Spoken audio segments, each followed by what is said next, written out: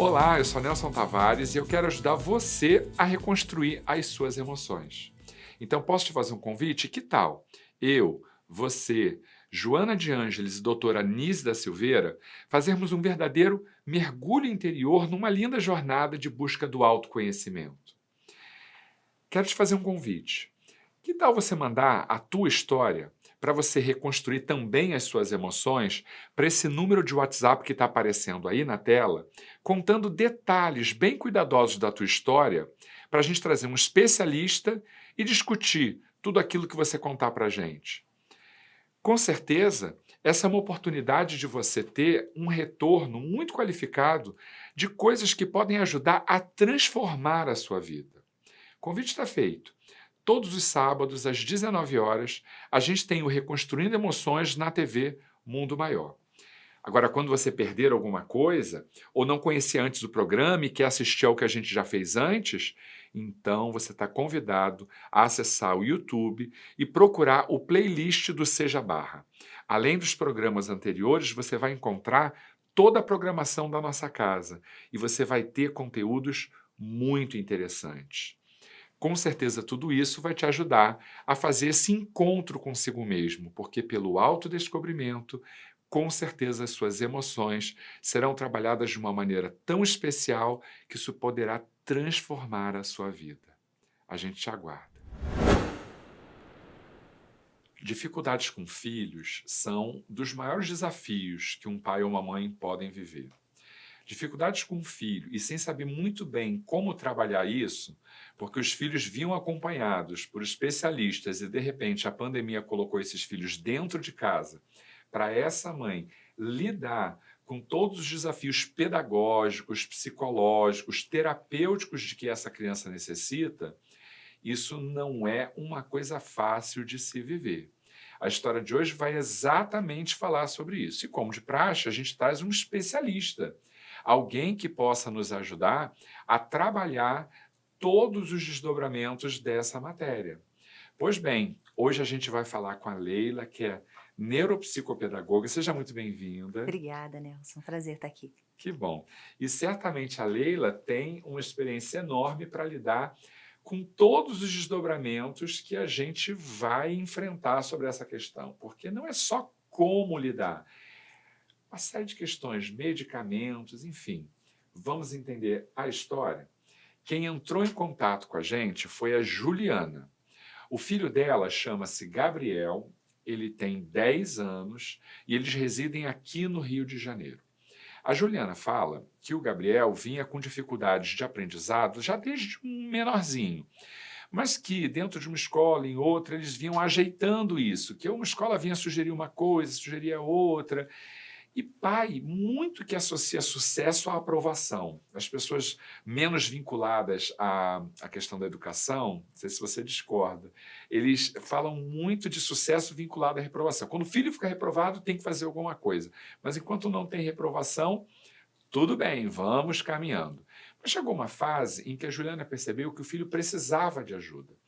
E o Gabriel foi levado ao médico, ela não fala se foi um neurologista, não fala se foi o pediatra, mas enfim, ela diz que ele tem um diagnóstico hoje de TDAH e também diagnóstico de dislexia. E ela está um pouco preocupada porque o médico recomendou, né, prescreveu para ele alguns medicamentos. Ela também não disse quais são, mas fala que esses medicamentos vêm trazendo uma certa prostração para o Gabriel, um certo desinteresse. E a gota d'água disso tudo foi a pandemia, porque, como eu disse antes, trouxe para dentro de casa a necessidade de ela, que não é uma profissional, não tem formação na área, trabalhar todas essas questões. Eis aí os desafios da Juliana e da sua família. Obrigado, então, de novo pela sua presença. Prazer. Queria primeiro te perguntar o seguinte: pandemia em si trouxe para qualquer pai, independente das eventuais dificuldades de aprendizado que esses filhos têm, uma reflexão pedagógica sobre como fazer isso, que antes estava entregue na mão de professores e, enfim, toda a equipe multidisciplinar que atua dentro da escola. Como é que você vê essa questão? Pontos positivos e negativos, tá? de a escola colocar dentro de casa os desafios que antes estavam reservados ao ambiente escolar. Nelson, é um desafio realmente muito grande, né, que todos nós fomos pegos, né, de surpresa, e foi um desafio para a escola, foi um desafio para os pais, eu acho que muito mais para os pais, principalmente aqueles pais que não tinham o hábito de buscar esse entendimento do aprendizado, acompanhar o seu filho, né, independente dele ser criança, ou de ser adolescente, ou de ser pré-adolescente. Então isso dificultou muito esse processo. E acabou, tendo uma outra questão, o pai acabou entrando na escola, né, e vendo de perto também como era a rotina dentro da sala de aula.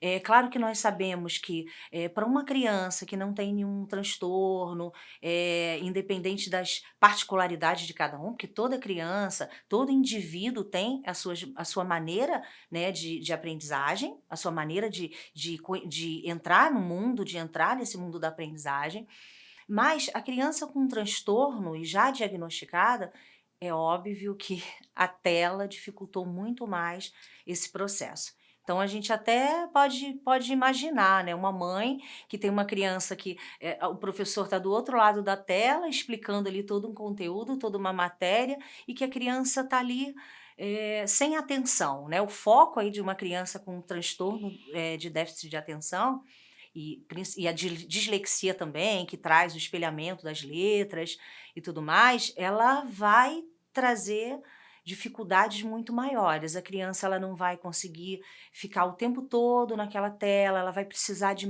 um tempo maior de descanso, entre as atividades. Então isso precisava e precisa, né, ser revisto pela escola e pela família. Então precisa haver uma parceria muito, vamos dizer assim, direcionada à criança, né. E as escolas, elas, muitas delas ainda não estão preparadas, né.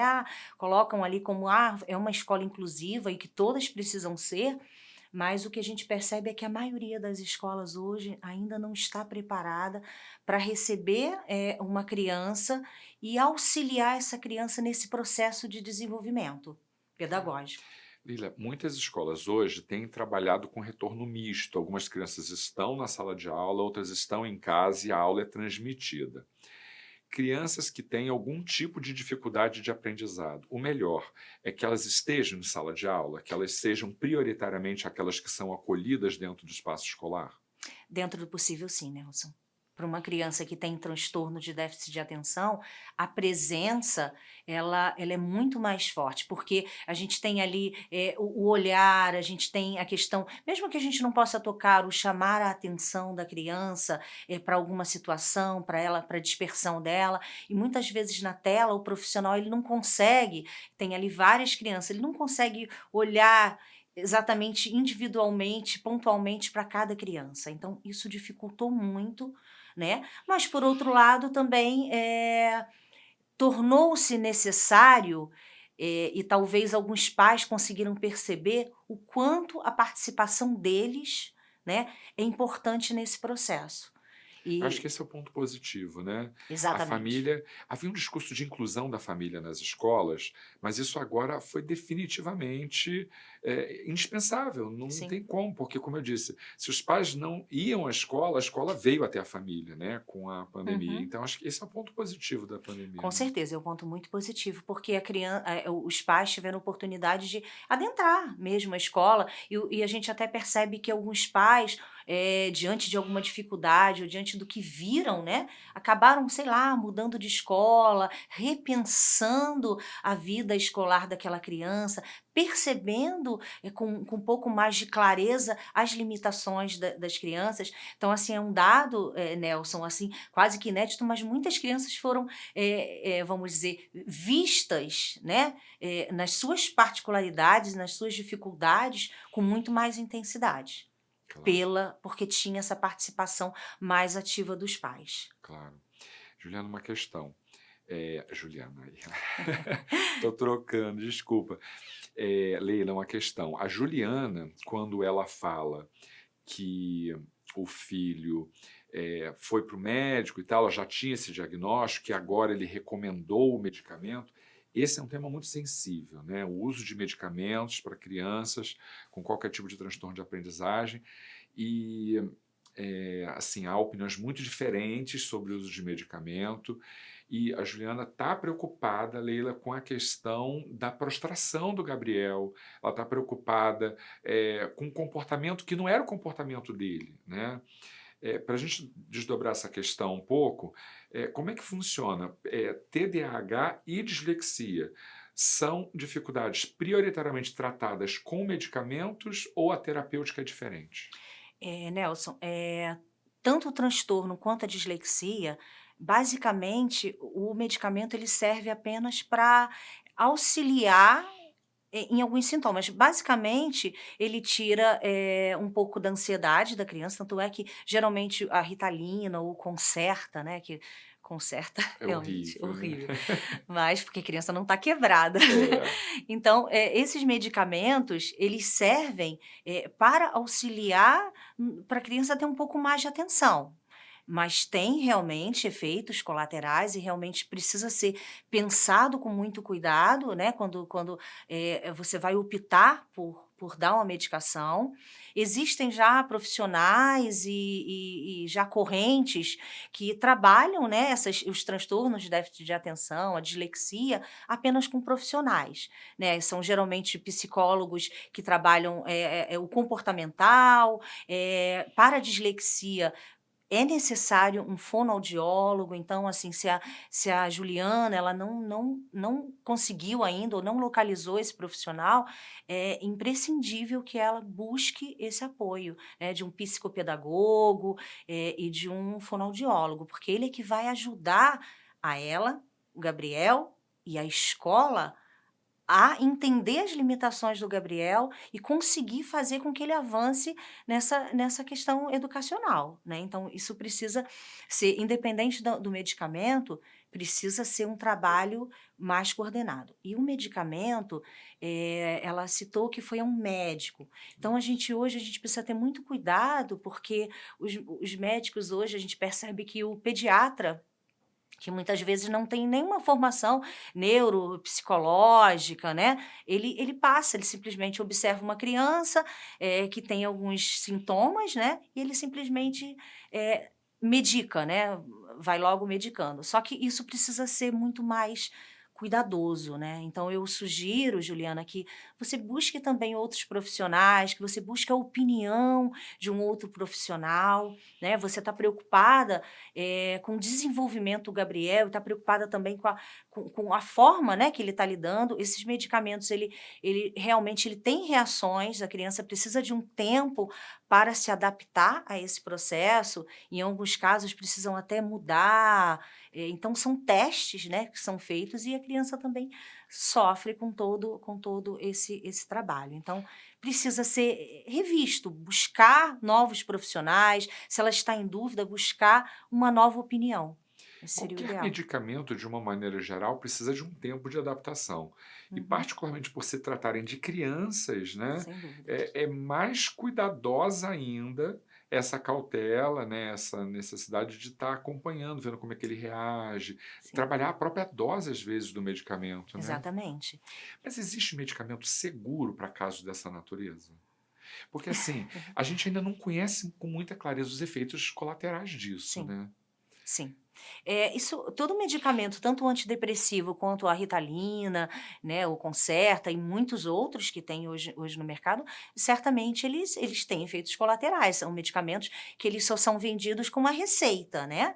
Então, a gente precisa realmente ele tem efeitos colaterais. E o ideal é que se o pai, né, se o responsável, e é importante perceber isso junto com as partes, é a família, é a escola, são os profissionais que vão optar, que vão perceber a necessidade daquela criança. E se realmente optarem, né, pela medicação, o ideal é que isso seja muito bem monitorado.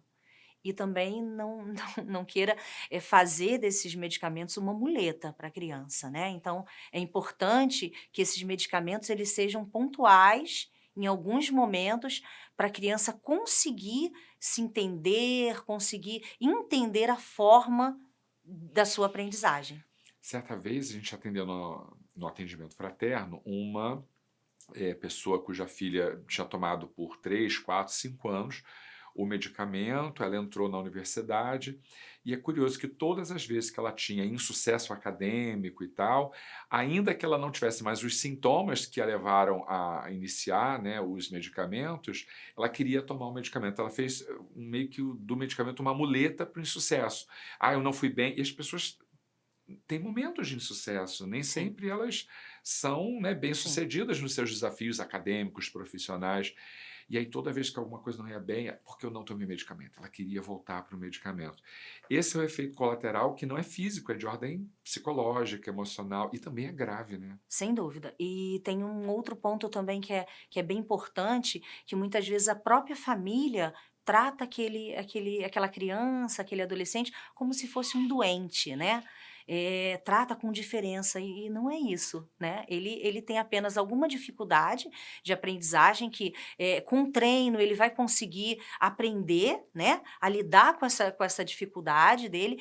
Só a gente pensar no que alguns anos atrás não tínhamos diagnóstico para nada, né, Nelson. Então, É, nossa, quantos disléxicos, né, quantos déficits de atenção aí sim. tiveram, né, pessoas que hoje têm grande sucesso na vida, né. É, Então é encarar isso, e a família é um ponto, extremamente importante, a família estar junto com a criança, ali nesse processo, de não fazer dela um coitadinho, porque a criança vai querer mesmo ficar ali com uma preguicinha, de é, não querer fazer, porque é normal, porque, eh, para todos nós é difícil só, não ter sucesso em nada, não acertar nunca, é muito difícil. Então por isso que uma outra coisa que a família pode fazer, em contraponto, né, a essa dificuldade da criança, é tentar perceber nela e exaltar, os pontos positivos, vamos dizer, as competências dela, é. né. Então deixando ela feliz com essas competências, e também, Nelson, uma coisa importante, o Gabriel ele tem 10 anos já, né. Quando a gente fala de uma criança um pouco mais nova, talvez essa conversa seja um pouco difícil, mas é importante que desde de muito cedo, sente com a criança para conversar com ela, para dizer e para deixar ela ciente que ela tem uma certa dificuldade, não é burrice, Sim, porque, a própria criança, muitas vezes, o que a gente observa é assim: "Eu sou burra", é, né, então ela se vê como burra, porque ela percebe que as outras crianças estão aprendendo na sala e ela não. Então é importante que a família fique ao lado dela para fortalecê-la nesse processo, dizendo: "Não, não, você não é burra, você só precisa aprender a forma é. de você aprender esses conteúdos". No meu trabalho como professor, sempre dizia para os meus alunos, quando eu via que alguém tinha alguma dificuldade, eu dizia: olha, eu nem chamava de dificuldade, eu dizia: olha, você tem uma maneira peculiar de aprender. Você precisa aprender a lidar com isso, porque dificuldades todos temos. Às vezes, seu colega não demonstra essa dificuldade aqui, Exato. mas ele vai ter esta dificuldade em outro lugar. Você vê só, às vezes, o fulano tira notas excelentes em matemática, em geografia, e ele não é tão bom em educação física. Às vezes, ele é muito bom na escola em muitas disciplinas, mas ele não é bom em fazer amizades. Quais são as suas qualidades? Se Exatamente. Juliana trabalhar esse aspecto com o Gabriel, Uhum. ele ganha autoestima também para poder entender que ele tem desafios.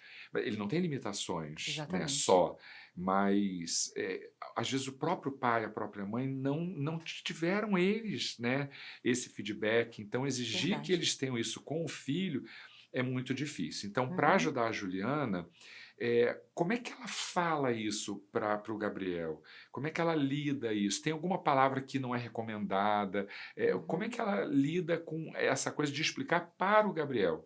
Porque, não sei se você concorda, Leila, mas tem um duplo efeito. Um é da criança se sentir discriminada. Ah, eu não posso fazer as coisas e tal. Sem dúvida. E o outro é da criança esperta que pega isso e usa como muleta. Ah, eu não posso fazer isso porque eu tenho dificuldade de aprender, eu não sou capaz. Então, é preciso muito tato para fazer tudo isso, né? Com certeza, certamente. Então, ela tem que ter uma conversa natural com seu filho, né? Chamar o Gabriel e dizer, né? E dizer, filho, você percebe que você tem alguma dificuldade? Essa sua dificuldade é normal, né? Porque a gente ainda precisa aprender a forma que você entende esse processo. E com isso a gente vai precisar de ajuda, muitas vezes de algum profissional que vai te auxiliar, mas que você é capaz. Então, os pais, eles precisam ser para a criança esse fortalecimento, né? Ela precisa estar confiante, né, nesse processo e confiante nele também, que ele é totalmente capaz. De forma nenhuma a criança demonstrou preguiça, não. E tem uma outra coisa, Nelson, que é extremamente importante quando a gente pensa numa criança com TDAH, é o seguinte, a criança ela é muito desorganizada internamente, né? Ela fica muito desorganizada. Então, o que é preciso fazer? Preciso organizar as coisas para essa criança. Então, é importante organizar o espaço dela de estudo, que esse ambiente seja um ambiente protegido, não pode estar a televisão ligada, som alto, precisa proteger ela dessas distrações, né, que para ela é muito fácil. Então, proteger e organizar também até o material. Tem ali os livros, então colocar os livros organizados. Então, isso é uma forma da criança conseguir também se movimentar com mais facilidade, porque ele precisa organizar o pensamento dele. E se o externo também e o ambiente que está em torno está desorganizado, isso piora muito a concentração dele. Fazer jornadas mais espaçadas também ajuda, não? Sem dúvida.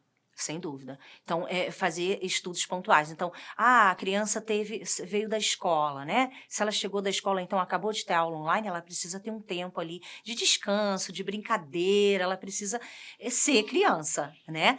E os treinos são necessários. Então, para além da jornada da escola, depois, claro, que a Juliana, depois que o pai ou a mãe conseguir identificar de que forma consegue ajudar aquela criança, também é importante esse trabalho de reforço, né? Por exemplo, com a leitura, né? Então, a contação de histórias, a criança com déficit de atenção, ela tem uma memória curta, então ela esquece muito rápido, então é necessário ter treinos de leitura, fazer com que isso seja divertido, fazer um teatro com ela. Então, a gente até costuma dizer que a arte, né, ela está de mãos dadas aí com a educação e com a aprendizagem, e que assim, é extremamente positivo, não só para além de ser uma ferramenta de aprendizagem, é uma ferramenta também de interação excepcional. Claro. O aspecto lúdico desse treinamento também é muito importante, não? Exatamente. Eu me lembro, por exemplo, que a gente teve muitas mães aqui que trouxeram filhos com essa dificuldade. Eu dizia, vamos ficar o tempo inteiro dentro de casa com aquela coisa de que está estudando, estudando. A gente não tinha pandemia nessa época. Mas assim, você está na praia com seu filho, vai brincar com ele, não brinca só de correr, de jogar bola, tentar brincar de alisar a areia e escrever alguma coisa para fazer uma brincadeira com palavra, com letra, com adivinhação. Isso pode ajudar? Certamente. Isso já é um treino que a própria vida nos dá. Sair com a criança e ajudá-la a ler. Olha o que está escrito ali mesmo. Então você brinca com ela e ela já está treinando ali essa forma de lidar com o mundo, né? Então, aí errou uma letrinha, você ajuda. Né? Então, e cuidado também com as críticas. Ai, na hora de. É, É bem complicado. A gente tem que ter muito tato, né, para lidar com a criança nesse sentido, para que ela não se frustre, né, mais, para que aquele processo para ela seja um processo realmente lúdico, né, um claro. processo agradável. E assim, Juliana, eu acho que você precisa mesmo ressignificar tudo isso, né, e aproveitar esse desafio, né, vamos dizer assim, para conhecer um pouco melhor o Gabriel, para se aproximar um pouco mais dele, para que juntos vocês consigam aí alcançar os objetivos, que é o aprendizado do Gabriel, que é recolocação, né, do Gabriel aí no mundo, vamos dizer assim, das letras, né? Acho É. que é importante. Um desafio que eu imagino que a Juliana esteja vivendo e que ela não aborda muito, mas isso ficou um pouco claro na mensagem dela, é que ela diz que o Gabriel, a outra filha deles, ela assim, ela dá atenção, ela está atenta, mas ela tem alguma autonomia. Uhum. Ela diz: como é que eu fico a manhã inteira com o Gabriel, acompanhando, porque eu tenho que estar do lado dele para poder fazer as coisas com ele.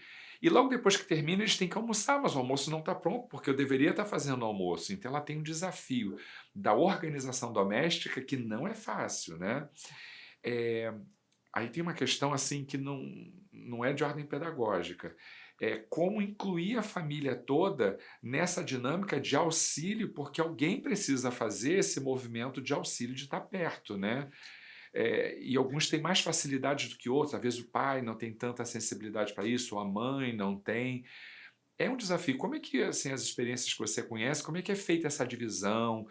Vale a pena trazer uma profissional para dentro de casa para fazer esse acompanhamento quando se pode pagar? O que que você recomenda? Então, sim, tá? Mesmo nesse período de pandemia, muitos profissionais vão até a residência e podem ajudar, né? E na própria família, como citou que ele tem uma irmã, de repente uma irmã mais velha, para que ela também, de repente, participe desse processo, né? É importante. E para a mãe, eu sei que realmente é um desafio inacreditável, né? Você ficar ali o tempo todo com a criança e também psicologicamente para a mãe não é fácil. Eu sei o que são os desafios de uma pessoa assim, eu não sou educadora, né, como é que eu vou ensinar, vamos dizer, o substantivo, o adjetivo, como é que eu vou ensinar as regras básicas de matemática para o meu filho, principalmente quando a criança, com o modelo da escola, ela já não está conseguindo, né, aprender. Então, é realmente um desafio, mas pode sim mobilizar, não só as outras pessoas da família, é super importante, né, principalmente nesse período agora que está todo mundo em casa, né, muitas vezes alguns têm um pouquinho mais de tempo que os outros, mobilizar todos nesse processo e os profissionais também, na residência é positivo. A pessoa vai de máscara, né, então dá para a criança, tanto a criança quanto o profissional, utilizar a máscara e sim, pode ajudar efetivamente a criança, sem dúvida. Em algum momento a pandemia vai terminar e o retorno escolar tem previsão de já acontecer de maneira mais vigorosa, inclusive Uhum, nas instituições públicas, né? sim, Como é que você vê, porque assim, não sei se você concorda, mas eu vejo que essa já era uma dificuldade da própria escola. exato. Mesmo se tratando de professores, Sim. psicólogos, pedagogos, já existia dificuldade de lidar com a Uhum. criança que tem um processo diferente de aprendizado. Nessa perspectiva, como é que a gente pode trabalhar para que essas escolas tenham modelos diferentes, porque as pessoas não aprendem igual, né? Então, como é que a gente bota todo mundo dentro de uma única sala de aula e tenta formatar todo mundo para aprender da mesma maneira? Exatamente, é um desafio muito grande, Nelson, e que o que a gente percebe é que, como eu disse anteriormente, muitas escolas, né, as escolas se dizem inclusivas, ah, não, aqui a gente recebe, mas não é só receber, não é só acolher aquela criança no seio Tem que ter uma escolar. eficiência no processo de Precisa haver ensino-aprendizagem, né? treinamento, né, o próprio trabalho da neuropsicopedagogia é um trabalho muito mais focado ao profissional, não é um trabalho focado na criança, né, então é o preparo desse profissional para lidar com essas crianças. E como você mesmo disse, não é apenas a criança que tem transtorno, todas as crianças ali têm formas diferentes de aprendizado e que a escola precisa estar preparada para dar essa demanda. Inclusive, os próprios pais precisam contar com a escola, né. Não é simplesmente a escola chegar lá no final do ano, não chamar o pai, o responsável, né, comunicar, informar Comunicar que existiu um que problema, está né? havendo aquele problema e não vale a pena chegar no final do ano e chegar: "Ah não, seu filho vai repetir porque ele tem traços de déficit de atenção, ou então que ele não está conseguindo se desenvolver". Então a escola não pode fazer isso, existe lei que garante, vamos dizer, essa atenção especial às crianças com transtorno, né. Sim, Então, só não vou dizer a lei, porque realmente eu não sou muito boa nisso, sim, em sim. termos de lei, mas é preciso que os pais também, busquem a escola e para que a escola também consiga, vamos dizer assim, se movimentar para dar um atendimento especial àquela criança. Para, por exemplo, agora na pandemia, fazer algumas aulas extras. Esse profissional que você vai pagar muitas vezes para ajudar naquele conteúdo, a própria escola pode fazer um trabalho, né, direcionado para auxiliar aquela criança em um outro horário, né, disponibilizar um outro profissional que vá ajudar os pais e a criança nesse processo de desenvolvimento. Claro. A gente sabe que as crianças que têm dificuldades, né, de qualquer natureza, sejam transtornos, sejam déficits, eh, tem uma certa condescendência social com essas crianças. Mas saindo da situação da Juliana, existem outros que são portadores de altas habilidades e que não são vistas como necessidades especiais, mas como uma vantagem. E também essas crianças têm uma série de outros desafios e que são, acho que, menos cuidados por conta disso, né? Sim, Pela sua certamente. experiência profissional, eu não sei, você concorda que a escola precisa estar preparada para todos os tipos de desafio, e isso é, até do ponto de vista mesmo humano, religioso e social, uma oportunidade de as diferenças serem convergidas para aprendizados de natureza humana, né? A escola Certamente. faz esse trabalho hoje, ela está preparada para isso? Certamente que não, Nelson. A gente percebe, que o que acontece quando a criança ela é mais, vamos dizer, avançada nos conteúdos, ela consegue aprender com muita facilidade, e o que a escola muitas vezes faz é conversar com os pais para que avance Adiantar, né? essa criança ali, em séries, mas isso não vai e as lacunas emocionais que essa Sim, criança necessita, né. Então, é, é uma criança que ela aprende aquele conteúdo com muita facilidade, porém emocionalmente, socialmente, ela não ainda não está formada, né, isso precisa de um tempo para essa formação. Então é preciso muito cuidado, né, nesse processo e muita sensibilidade, né, também da escola e até dos pais, porque isso é sempre feito de acordo com os pais, né, o pai, a mãe é que, junto com a escola, tomam essa decisão, né, então realmente é importante e não se vê. A escola, na verdade, ela precisa ainda passar, né, se a gente for falar da escola, ela precisa passar por muitas reformas ainda, né. Nós sabemos o quanto a escola ainda está muito aquém, na formação desse indivíduo, né. O que que adianta entender muito ali aham, né, muito da matemática, muito conteúdo que se emocionalmente, às vezes, a criança está desprotegida. E não tem jeito, a razão e a emoção, elas estão totalmente ligadas, uma não avança, né, claro. sem a outra. Como é que você vai ter razão se a emoção não tiver ali por trás, né. Então, isso precisa ser é um tema muito sensível. E o que a gente acha que conta hoje é com o profissional, né, com o professor. É quase que um trabalho individualizado, né. Se o professor, ele toma vamos dizer, essa responsabilidade para si, ele vai buscar, né, porque o que a gente percebe é que a própria escola também muitas vezes não incentiva esse desenvolvimento na formação desses profissionais, né, para que ele consiga lidar com essas particularidades, né, essas multiparticularidades que está dentro da escola. Então é realmente um tema muito sensível, que a gente tem muita caminhada aí para a É. gente conseguir chegar. Lília, tem uma questão que a Juliana não traz, mas que talvez possa ajudá-la a refletir, é que alguns desses transtornos têm origem hereditária ou não? Sim, Tem, pode né? ter, sim, pode Porque ter. eu vejo muito assim, ah, fulano tem tal dificuldade. Aí vem a mãe ou a avó e diz assim, ah, fulano também era assim, mas é só fazer tal coisa aqui, né? E aí vem assim uns acertos meio estranhos para poder dar jeitos que aparentemente deram certo lá atrás, mas era uma outra escola, era uma outra formação, eram outros profissionais. Quer dizer, lá deu certo porque talvez a exigência não Sim. era tão grande e hoje as exigências são diferentes. Então, é importante investigar se outras pessoas tiveram, o profissional que atende uma Uhum. família com crianças com essa condição, a gente investiga esse aspecto, a gente estuda também herança familiar, como é que funciona isso? Então, funciona os diagnósticos são feitos, através de todo um estudo, da criança, né, então, vê lá se os pais, os avós, sim, então percebe se, por exemplo, são perguntas feitas sobre o nascimento, que também pode causar o trauma no nascimento, várias questões pode causar o déficit de atenção e vários outros transtornos. Então, sim, esse diagnóstico é um diagnóstico muito cuidadoso. É por isso que, mais uma vez, Nelson, a gente repete que é preciso que esse diagnóstico não seja precoce, né? E feito por um especialista, porque acha que o pediatra, às vezes, é a pessoa habilitada, qualificada, e não é, né? Não é qualificado.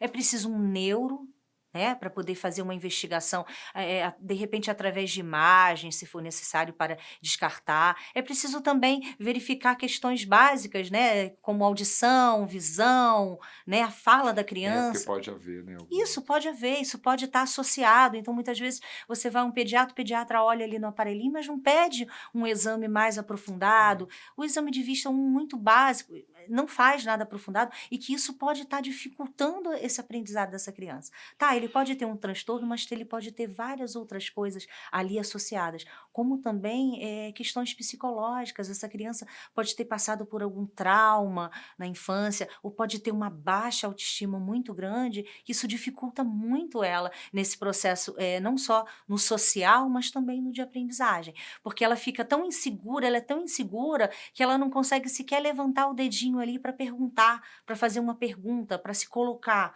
Então, isso também vai se somando a esses transtornos, né. Nosso tempo está terminando, infelizmente, mas eu não posso deixar de te perguntar uma coisa. É muito comum essas crianças que têm história de muitos insucessos, né? Porque, em geral, até o diagnóstico demora a vir, não raro. Ela, ao invés de reconhecer as suas limitações, porque ela própria também não tem maturidade para fazer isso, ela acaba descambando para o comportamento um pouco mais. Eh, Sendo malcriada, que não vai faltar na palavra malcriada, a palavra horrorosa para isso, mas Agressivo. agressiva, Sim. dispersa, fugidia para essas questões. eh, e aí os pais não identificam que aquilo é uma dificuldade, acham que aquilo é um desvio de comportamento, né? Exatamente. Esses são os primeiros sintomas, né.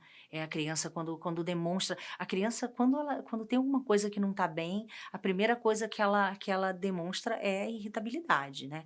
Então é preciso estar atento, né, todos precisam estar atentos a essas particularidades, né. Então a Sim. criança quando está muito agressiva, eu, por exemplo, tem uma coisa que eu faço com a minha filha, que quando eu pego às vezes ela na escola, eu percebo que ela está agitada demais, eu com muito jeitinho pergunto: "Tudo bem, filha? Aconteceu alguma coisa na escola? O que que houve?" E geralmente a gente encontra É. alguma coisinha ali. A criança está chateada com alguma coisa, ela não está bem, então ela vai demonstrar isso com agressividade. Leila, por tudo que a gente viu aqui na história da Juliana e do Gabriel, se a gente fosse identificar uma emoção ou um sentimento que possam ajudar a resolver tudo isso, o que que ela precisa trabalhar? Eu acho que a Juliana precisa trabalhar a coragem, Juliana, então você precisa ser corajosa para ressignificar todo esse processo com o Gabriel, tá? E ir com ele nesse processo. Eu tenho certeza que isso vai ser um aprendizado maravilhoso, não só para você, quanto para ele, quanto para toda a família. É extremamente gratificante a gente participar ativamente, com a criança nesse processo. Isso daí são os laços que vão ficar ali super fortalecidos.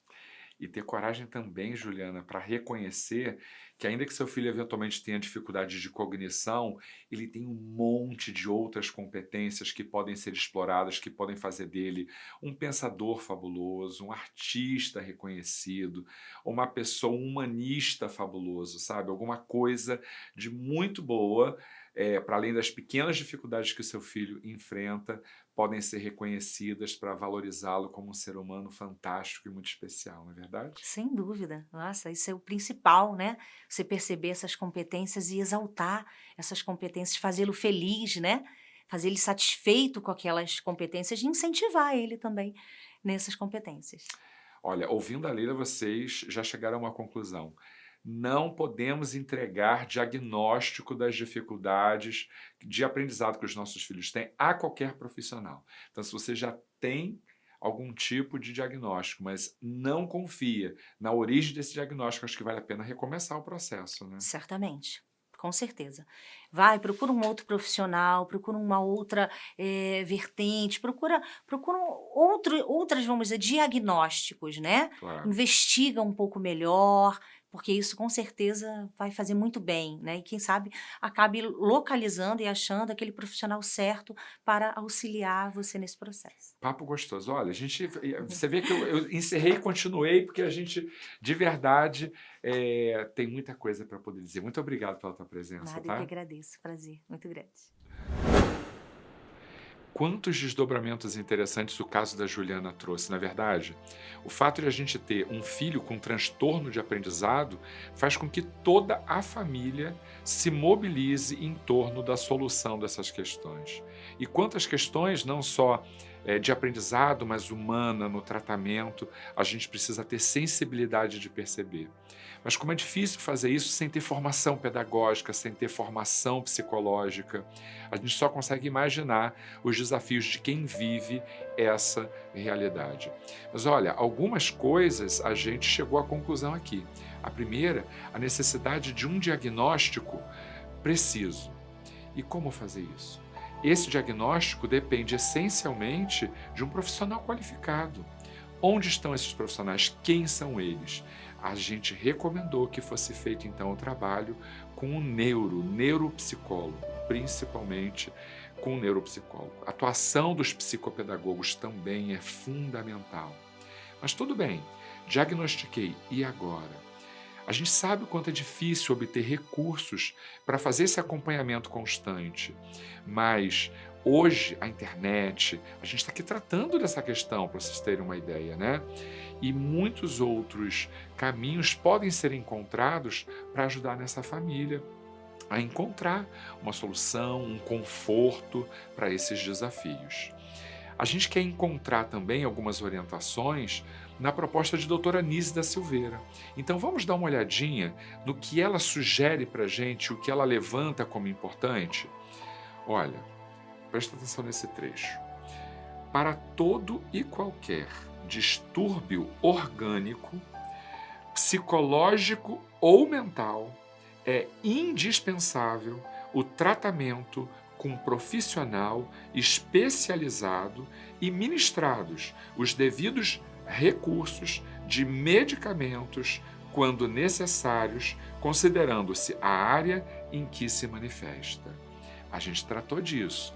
Medicamento pode ser muito útil na solução do problema, mas também pode ser muito perigoso se mal operado. E nunca o medicamento sozinho vai resolver problema de aprendizado. A gente precisa necessariamente criar estratégias de qualificação da atenção, da memória e de todas as outras competências e habilidades de que essa criança precisa para ter sucesso escolar, acadêmico e lá para frente profissional. Vou ler um outro trecho.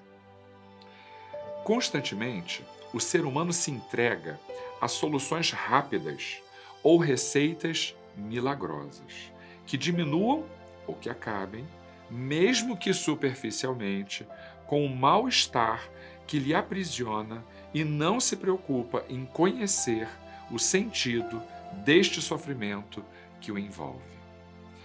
Percebam que a gente discutiu aqui que uma das consequências muito comuns da dificuldade de aprendizado é o comportamento antissocial. A criança, para não manifestar a sua frustração diante do aprendizado, o que ela faz? Se comporta de uma maneira a parecer que não é que ela não queira realizar a tarefa, não é que ela não consiga realizar a tarefa, é porque ela não quer. Isso traz algum conforto emocional. Então, está percebendo como a gente precisa ter atenção para não identificar uma coisa como outra? A gente sempre espera que o programa tenha sido útil para vocês. Mas se de alguma maneira você não tem filhos pequenos, netos pequenos, não deixa de trazer para quem está perto, alguém que você ouviu, a recomendação desse programa. Porque aqui na TV Mundo Maior, a gente sempre ajuda você a reconstruir as suas emoções. Agora, se você perdeu alguma coisinha, não esquece de buscar lá na playlist do Seja Barra no YouTube todos os programas anteriores. É lá que você vai recomendar essa pessoa que você conhece. E outra coisa, você também quer ter as suas emoções reconstruídas? Então manda a sua história para a gente, para o número de WhatsApp que está aparecendo aí na tela. Conta sempre com detalhes bastante cuidadosos para que a gente possa trazer um especialista e tratar a sua questão com muito carinho. Quem sabe, com alguma ajuda, você não encontra caminhos mais fáceis para resolver as questões que estão te angustiando. Não é verdade? Então é isso, o convite está feito e a gente te aguarda.